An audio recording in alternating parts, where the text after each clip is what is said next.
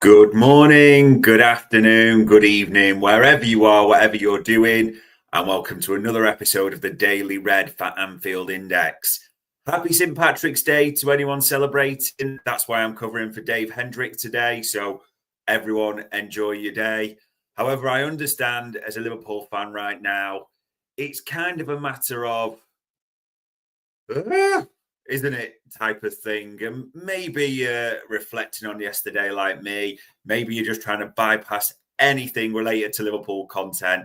Who knows? But if you are watching on YouTube, Twitter, whatever you're watching on, as they say, misery loves company. So feel free to come along and comment and share your thoughts on all things we're going to talk about today. So it's Dave Davis coming to you from the sun is out in Edinburgh, so it's quite nice. Everything's quite pleasant, to be honest. Everything apart from around yesterday and the aftermath and that feeling. And naturally, if you are keeping an eye on anything content-wise today, it's all about yesterday's cup final, isn't it? And the aftermath and listening to what people are saying, taking it in from yourself. I mean, for me, I went to the game and it hurts. I can't pretend at that. I know there's a different beliefs in the fan base. We have a range of opinions, don't we? Some for it's a tin pot trophy, no one really cares. It's about the league. I can understand that. I literally can understand that completely. But you want to win every trophy. And if you go to a final and you lose a final, it does hurt. I can say that. I'll tell you what else hurts. Stadium Sports Bar just outside of Wembley. Around for me, Mark and James. A beer, Stadium Lager, they called it. A Guinness, rum and coke in London, 27 quid. That it stings, pardon my French. So, yeah, that played a part into it as well. But there we go. Sat there joining me saying, cheer up. It's still likely to be a great season. 5 wins to go. And it is. And we will get into that, Sat. There is so much to still be thankful for and enjoyable about this season. But we have got to talk about yesterday a little bit, and that's important because that dominates the headlines. And we were dominated. We were dominated on the park. We were dominated off the park. I thought their fans, and a bit of a shout out to Newcastle. They haven't won a trophy for 70 years. So you shouldn't really sort of dismiss or diminish anyone else's joy. You win or lose a final. And if you lose it, you should be magnanimous in defeat. It should hurt because that's right. That's what Liverpool's about. But yeah, fair play to any Geordie that might be listening or commenting on this one. And I do want to talk about a few bits that are doing the headlines as ever as we do in the Daily Red, what's on the rounds. And probably the best place to start is with Arne Slot directly. So here's just a little snippet. I'll just play you what he said after the game. Do you think that it was the team was physically fatigued or mentally fatigued or a combination of both today after Tuesday? Yeah, mentally is always difficult to judge. Were we on Tuesday mentally or physically tired? No. But this game had nothing to do with running. This game had only to do with playing duels, and there was no intensity in terms of running in this game at all. So you cannot even judge it if we were tired, yes or no, physically. Yeah, mentally, physically, I just think we weren't there yesterday. And for context on this, because this is why it's analysis, we're not 12 years old. It's not good or shit. We're not a Reno Gattuso meme.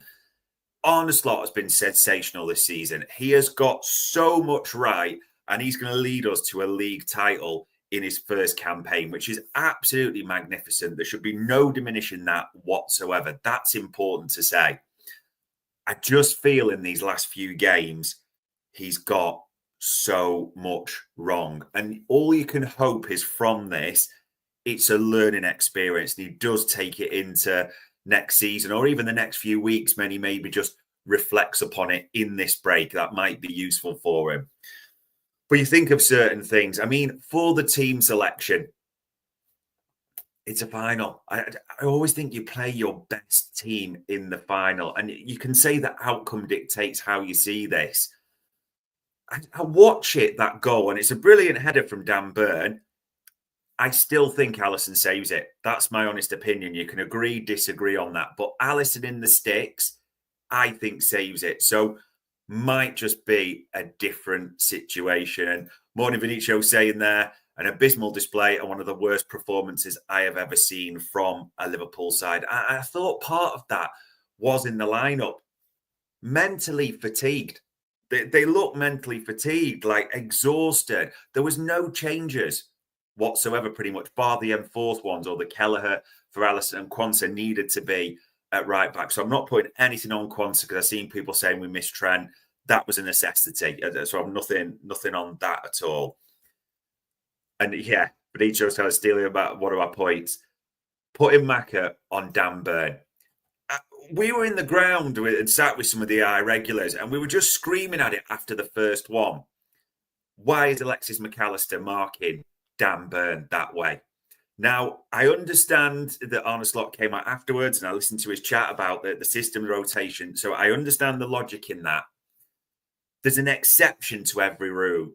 And Dan Burn, a massive 6 foot 800 centre half who heads the ball like that, you probably need to change it up. Now, you might not bring out Kanate, you might not bring out VVD, but you could have had Quansah, someone who's good in the air physically, at least making it difficult for him. Maka, and this is nothing wrong with Maka at all, it's not his fault, but was beaten 3 times, by the way. Before that goal, 3 corners Dan Burn gets his head to. The one where it kind of hits Harvey Barnes and it lands in there. The one where I think it's blocked and then the goal. So it's 4 times. So it isn't stupidity just doing the same, or insanity, sorry, doing the same thing time again and expecting a different result, isn't it really? So I'm struggling with that. The other thing that Slot, I think, baffled a lot of people with the lineup. Diogo Jota. Diogo Jota at times has been sensational for Liverpool. Absolutely sensational. But the last few games, he's looked a bit of an empty shirt. I don't really see how you can say much different. The evidence is there, whether it's just exhaustion, the injury, sorry, and just a cumulative effect of that. But he literally looked almost again unfit, off the pace, just not at it. So I thought that was absolute madness as well. So when you sort of stack all that up, I think the last few games, Arne Slot has got so much wrong. And yeah, Benicio there saying Slot's comments worry me more than anything. He sounded grounded most of the season, but comments here were nonsense. I did struggle to agree with them. I have to be honest on that. And yeah, Brendan there saying Joss has been very poor since he's been back from his injury. Yeah, there is a real concern about Diogo Jota. No 2 ways about it. So yeah, not great. This is a comment that I did want to talk about. So it's on AI, and you can see Slot did defend Liverpool's hunger after Newcastle's Carabao Cup triumph, and Virgil van Dijk almost bristled at the question afterwards as well. Couldn't disagree with them more. I think Newcastle were hungrier. They did want it more. You heard Eddie Howe talk about how they've been planning for this game for 2 weeks. And this isn't being derogatory towards Newcastle, but this is their biggest game almost for 70 years, I think it is, isn't it? Since their trophy triumph. It's our biggest game since Tuesday. There's a different level of fatigue there. There's a different aim. It meant more to them, I think, than us. It's okay to say that on and off the park, that the hunger was there. And Joe Linton, I think, ragdolled a lot of our midfield, didn't he? Well, and partly through the exhaustion that they played like Grav, partly they just couldn't match that physicality. And then Bruno comes in, Tonale, and it's all played off the back of that. But across the pitch, they wanted it more. I don't think that is wrong to say. And I disagree with what Arne Slot has said there and Virgil van Dijk. And yeah, there is, as LA PS there says, Slot hopefully learning in this will help him in the future. That is the big thing that you hope he takes away from this more than anything. Maybe, just maybe, as you're thinking there's not too many games coming. Normally we look for that game, don't we, to go straight back in. You forget it. You know, best way to recover from a defeat is to get straight back into a victory. But it might just fester for some because the international break's there. maybe that is a bonus, people. And actually, Kelleher talks about it today on this official interview with Liverpool FC, if you want to read that, about a chance to freshen the mind, as he calls it, reset and go again when they come back. I actually think the international break might just be a bit of a bonus at coming at the right time for us, because the momentum's going all the right way. And in fact, this is the first time Arne Slot's lost 2 managerial games in his career. So you know that'll be in his thinking and looking to correct it. And yeah, Red Armchair supporter, absolutely bad week support, but great season for him overall. We won't throw the baby out with the bathwater. Absolutely. It's about whether lessons are learned from it, isn't it? And what Arne Slot hopefully takes into it going forward. And the international break, an interesting one. You look at a few and there's games galore, actually. And there's not friendlies, because I wouldn't minded friendlies a little bit in a way, as in some of our players might get a rest. But there's a lot of the bloody Nations League. I've no idea how that works. Don't really care, to be honest, truth be told. A lot of games, and there's playoffs if you look. So a lot of our boys are involved. It seems to pretty much finish, though, by Wednesday, which is a week before the Everton game. So pretty much all those. But most of our boys do play too. And I just had a look at a few earlier to help you out. If you look at Alexis, Friday coming up, and then Wednesday, they've got Uruguay away and Brazil at home. So Darwin will play there as well, no doubt. So yeah, he plays a few games. Mo plays a couple of World Cup qualifiers, doesn't it? So, but he finishes on Tuesday. So if you think he will have sort of a week to recover for the derby, which I see as a big positive that way. And also Ramadan will finish as well. So fingers crossed, we will see. And I'm not going to be derogatory about Mo Salah at all. Everyone who knows me knows he's my favourite player. I adore the man. He is a walking demigod for me. I just think he's feeling the effects, and the team is at the moment as well. So a rest between there for Mo, I think it is absolutely brilliant. So it sounds strange because I despise international football, but maybe, just maybe, it's not the worst thing. And interestingly, the next topic that's coming up, the chat panel is dominated by this. The Red Armchair, they say, I'd love to see the stats for Chiesa's shot per minutes played. He does just absolutely do it that way, doesn't he? He says shot every 5 seconds, I'm sure, on average. Brendan there saying very good player, vastly underused. Yeah, the chat is about the forwards and Chiesa, and that, to be fair, feels like part of the pulse at the moment of the fan base. I mean, you look at Chiesa yesterday. It's a lovely finish, isn't it? On his wrong foot into the side netting, controls it well from Harvey Elliott. So 1 goal, 4 out of 4, Jules won. You saw him that slide tackle as well. I can't remember who it was against on the left touchline when he drove us forward again. 100% of his tackles, 3 fouls drawn, won a free kick in a great position a couple of times, didn't he? So there's so much to like from what you saw yesterday. And it does come down to, why doesn't Arne Slot fancy him? There's just absolutely zero doubt about that whatsoever, people. Arne Slot does not fancy Federico Chiesa. And for people saying to me that, oh, no, look, he used him yesterday, that was a pull cord in case of emergency, because we were 2-0 down and we were getting desperate. And you saw how many forwards were on the pitch by the end of it. And I think Szoboszlai was playing centre-back, wasn't he, as well?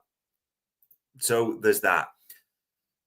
I'd love to see Chiesa get more minutes this season. Just even on that showing alone, the small, very small sample size we've got, the evidence so far, I think we all would at the same time. And it kind of links to the forwards at the moment. And considering we've had 6 that at certain points have been really important and really effective, there is a little bit there where there's question marks now around most of them. Gakpo a little bit separate, although you watched yesterday, didn't you? Gakpo's still not fit. So why he came on the pitch again, I'm not saying it beggars belief, but just very strange when you think about him.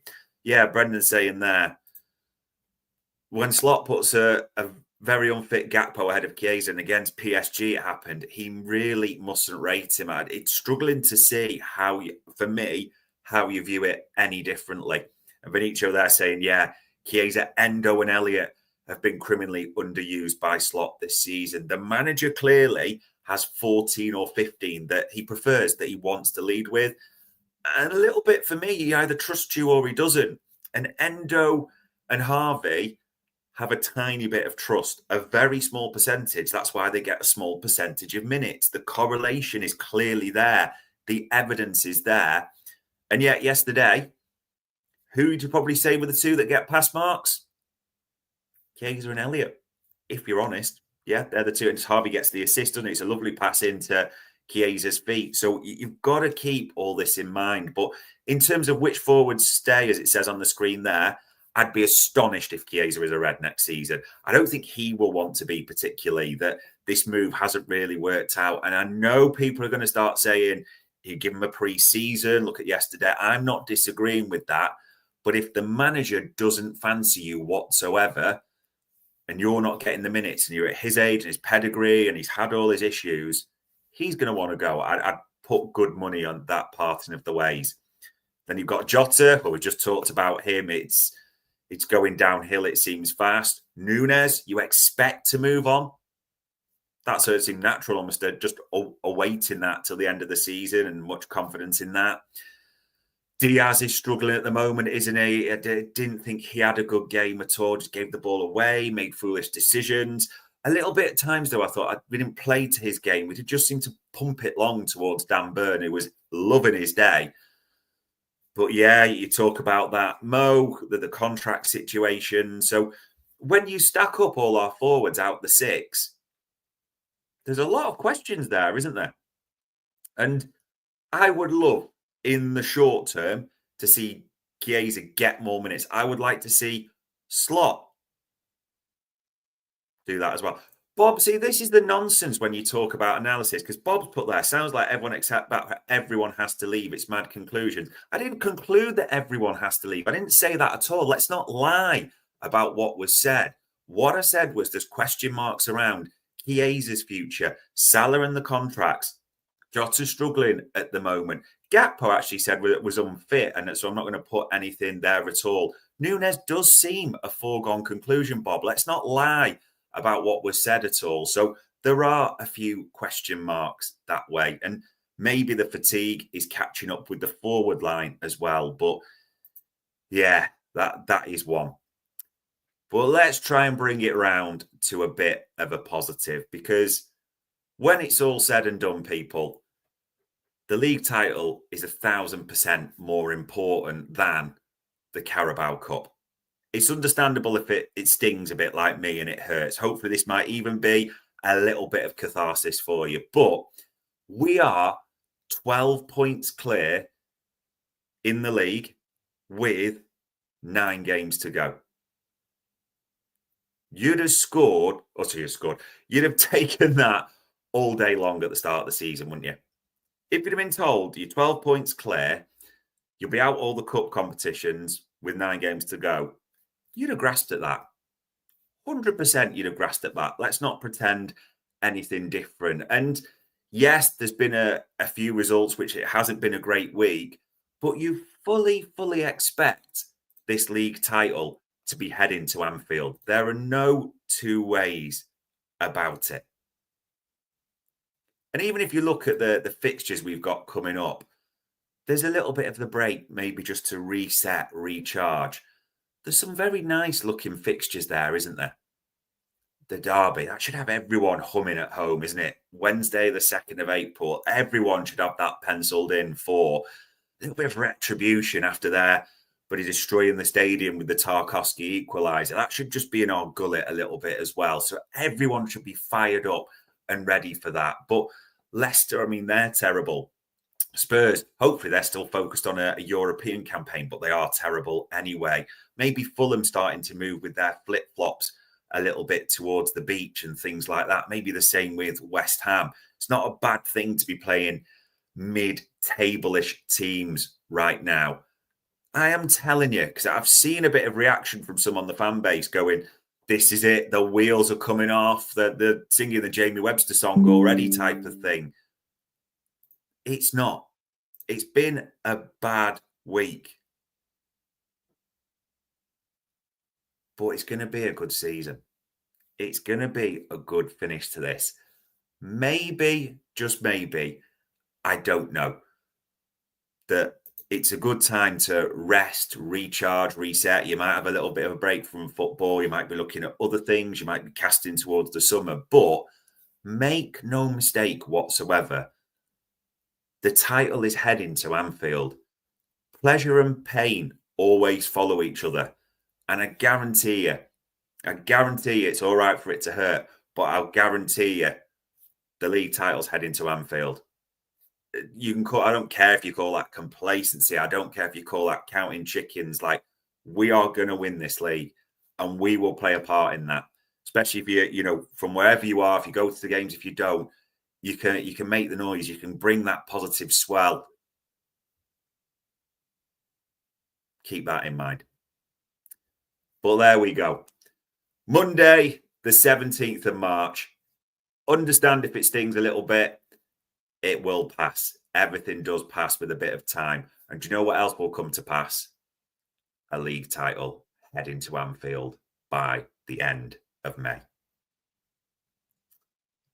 That was another Daily Red for Anfield Index.